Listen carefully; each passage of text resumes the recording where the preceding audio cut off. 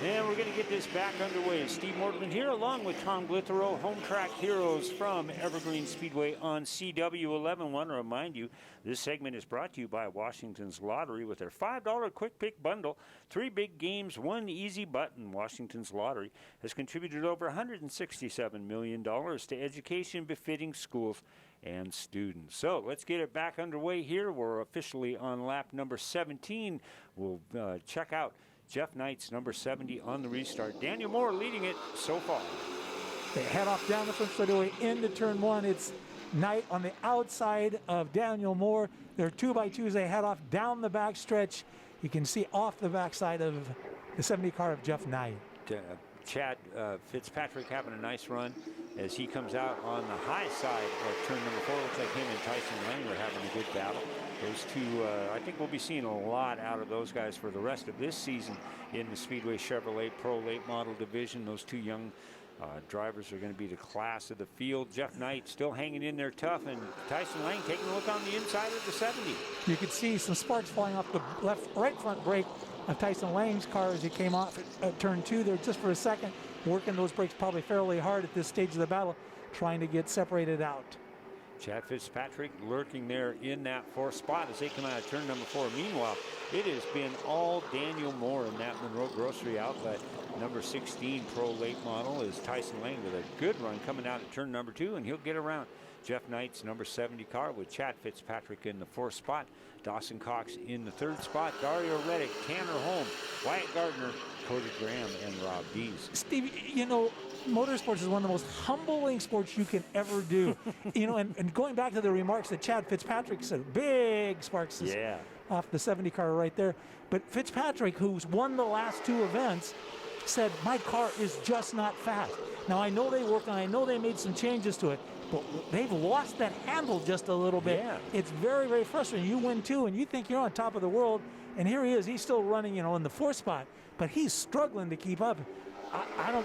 Sometimes you just don't understand a race car. Yeah, they just do some evil things when they sit in the shop for a couple days. When you think, you know, I think I'm gonna take tonight off. But Fitzpatricks don't really do that. They are on that thing.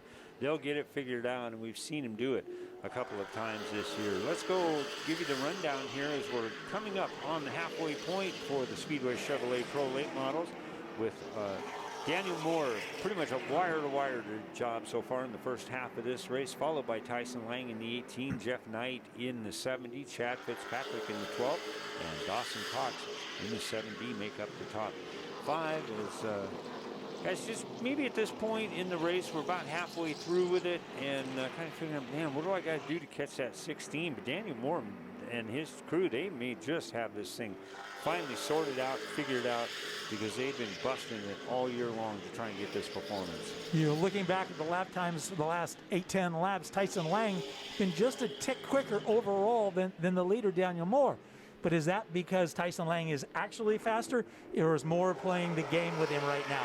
I've got an 8-10 car length lead. I'm comfortable. I'm not going to run this car any more than I have to. Right. And then sometimes drivers just try to wear other drivers out. And Daniel Moore is smart enough, experienced enough. He could be just doing a little bit of work on the mind of Tyson Lang. He's a calculator. That's why he's got an engineering degree. Yeah. That's why Daniel is, he's a pretty sharp cookie, all those guys are that are involved with these things. But this is the kind of performance, no matter how it turns out, that they can build on, and they can maybe finish out the year and just bring it home strong. And it's good to see. It's such a nice family, you know, and they're all involved in it. Daniel's mom is just one of the best. Jan and Dan and the whole Moore family racing team, just really good people. They've become such good friends. Look at this battle shaping up. Dario Reddick working Dawson Cox pretty tough as they coming out of turn 2. The first-year kids are going at it for bragging rights right now. Those two have been so good this year and so impressive. You know, give them some more seat time, a little bit more money, some sponsorship things that'll come along to it. We're going to go in-car right now with Dawson. Again, we've seen this shot just a little bit earlier, but it gives you a little bit idea of what he sees as he heads on down the backstretch. Yeah, he's working that steering wheel. Now, he's the type that likes to keep that thing up close to him so it doesn't wear out his arms as we kind of got. He's got his Gatorade bottle with him. Yeah, he does. And you were kind of wondering about that, what we thought was a caution light earlier on in this race. We think we have that figured out. But it certainly wasn't a caution on the track like we experienced earlier. But we're going to have 17 to go as they come across the start-finish line this time, and pretty much equal distance all the way through the field for our Speedway Chevrolet Pro late models out here on this gorgeous, and so cool to see it underneath the lights. This is what a lot of people have been waiting for, to see this. With all of the safety equipment, the seats that they have, the Hans devices, the helmets they wear, these cars are required to have a spotter. Person way up high, the driver has earbuds in, he has a microphone in front of his helmet, but that spotter is kind of his extra set of eyes to what's going on, you know, and so you can see what's going, and they can help them maybe change their line a little bit. You're far enough out there, keeping them in the game. And what the last thing you want right now, Daniel Moore's got a nice, comfortable lead. You don't want him losing his focus, even for a blip of a second, right. You know, so that spotter will continue to talk to him. You see Daniel just kind of hanging out there about 5-6 car lengths. I'm comfortable where I am. I'm just going to make Tyson Lang work as hard as he can. Jeff Knight working hard to catch up to the second-year driver, Tyson Lang. Yeah, the best thing that can happen at this stage of the race is for that 70 car to start getting pretty serious about figuring a way to get around Lang in the 18. All that's going to do is just lengthen Daniel's lead out even more. But it looked to me like Tyson was starting to get a little bit closer to him, and you can see Daniel Moore really clicked off a lap that time. 17.424 to the 17.527 of Tyson Lang. So Daniel was his spotter. It said, you know, you might want to pick it up just a little bit. Well, and one of the reasons he might say that too is there's a couple of down cars in front of him. But down cars, I'm talking about cars that they're getting ready to overtake. So you'll say to him, hey, stretch it out another 4 or 5 lengths. Give me a little room, and then you can be patient, making sure you get around that car that's moving a little slower. Right now you see Daniel digging on the inside as they come off at turn 4, and he's successfully gone by that car. They've gotten around the 48 of Tanner Holm, and I think Greg Bennett, I haven't seen him out there. I remember earlier in the race I mentioned that there was a car going down the backstretch, and I'm pretty sure obviously it was that 98D of Greg Bennett, so Greg will get that thing fixed, and we'll see him racing another day. Danny Moore now getting ready to get underneath another car and put him another lap down, and this is not, I'm surprised that, well, I'm impressed that the lap cars aren't going to determine the outcome of this race, but boy, it really helped Jeff Knight there going into 3. He's working all over that bumper, the J&R Truck Rentals number 18 car, owned by Grandpa Ron and his grandma, and I know they're very proud of the young man, and there we have the 25 car spinning in turn 1. That is Andrew Link, brought to you by Be Cool Radiators, as he'll park it in the top part, and we'll get that set up back underway. Well, we've got a second here again. Thanks to everybody that has been a big part of putting this together.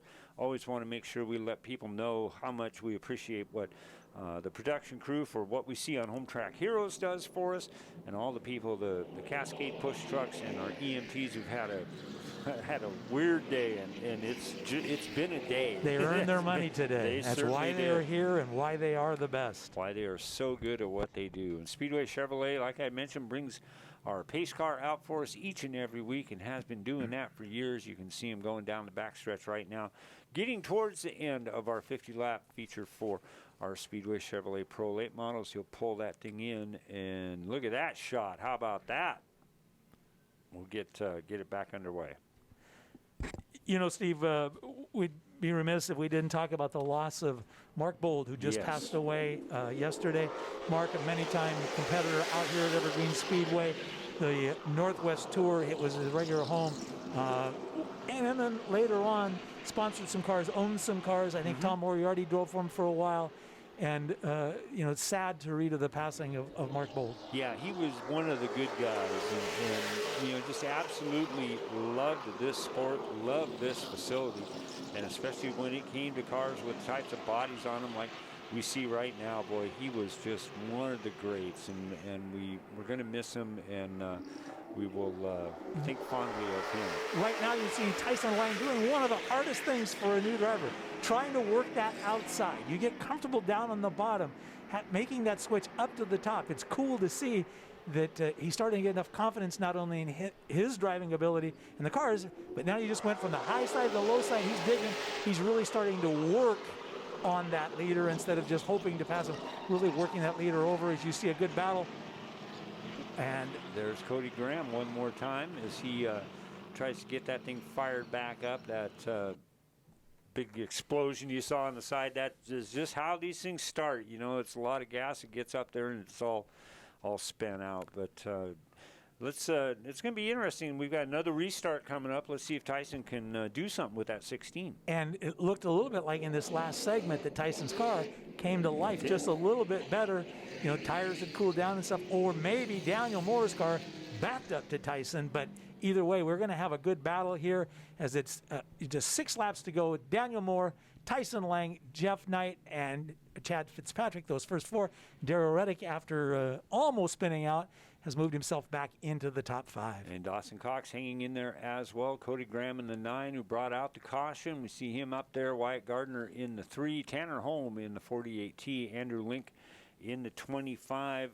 Currently, as best I can tell, the only car out of the race is Greg Bennett in the number 98. Okay, let's watch this again. There's the restart master. Hello. Wow, that was a nice job. Knight on the inside's going, okay, I just want to get a fender inside. That's all I want. All I want is just to make Tyson Lang stay out there on that second groove. Lost him just a little bit right there. Now Tyson Lang spotter will come on and probably give him... Good, not quite. Clear. And then all the, Tyson's going, okay, get bumped from the back. Is the best seat in the house right here for this, the 37D of Dario Reddick, as they are out of turn number 4. He's got Chad Fitzpatrick right in front of him. Well, I tell you, I got to throw out a prop to the 12 of Fitzpatrick. He could have really lifted the back end of that 70 up, but boy, he backed out of it and saved it, and they will continue to race on. It is all Daniel Moore as the lap's winding down here. 50 are going to make up the distance tonight here on Home Track Heroes. Thanks for being with us on CW11, and we look forward to our next visit. We'll be out of here next week. Drifting is coming up, so I have a feeling Kyler and his bunch will be in there. We'll kind of get an idea of different types of racing that we do here at Evergreen Speedway, but right now we're going to check this one out. It is the 18 of Tyson Lang hanging on in that second spot. Daniel Moore looking for his first win in actually quite a while. It's been a while since we've seen the 16 in victory lane. Let's say he's going to have one more lap as the white flag is out. One more for Daniel Moore. And one of the other things that's happened, Jeff Knight has struggled with a new race car this year, and at times it's looked evil. It's starting, they're getting closer and closer. A great group of people. That car is now starting to be very competitive. And here they come out of turn number 4. It's going to be Daniel Moore with the wire-to-wire job. Tyson Lang in the 18th spot. That's going to do nothing but help Tyson out in his points for 2020. Jeff Knight, we'll get to visit with them. We'll go down to Kyler at our Angel of the Winds winner circle for the interviews with the top 3.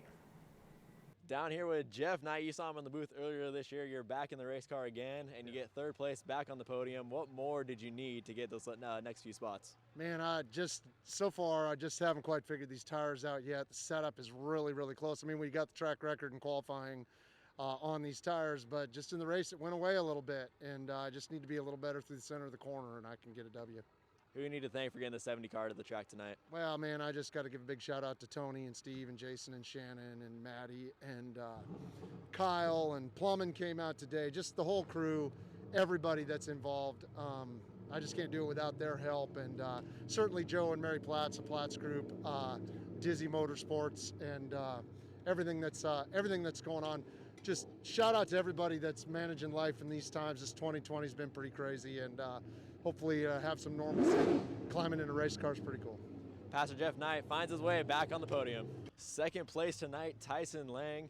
You were able to run down Daniel Moore for on the longer run, and you just did not have enough for him on those last few restarts. What more did you need?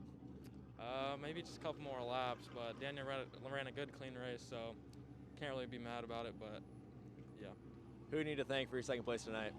Joe, Dustin, my grandpa, Mark, my dad, Uncle Wayne, and yeah. Tyson Lang comes on P2. Down here in Angel of the Winds victory lane with Daniel Moore getting your first victory of 2020. How's it feel? Feels great. We worked on the car all week and made some big adjustments, and qualifying went really well in the grocery outlet car tonight. We fastest time we've done so far on these tires, and we're really pleased. We're really happy with the finish tonight. You had quite a few late race restarts with Tyson Lang and Jeff Knight right on your rear end. How were you able to hold them off?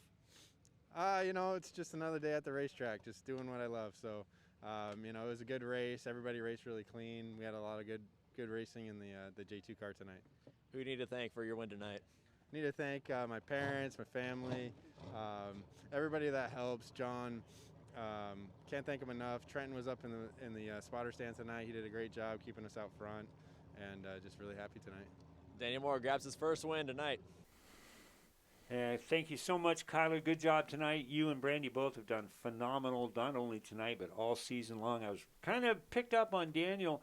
Finally got these tires figured out, and it's proven. Well done. But, a great night of, winners when you look at, the Maniac rising up again, I guess, working his magic to have his son come home first.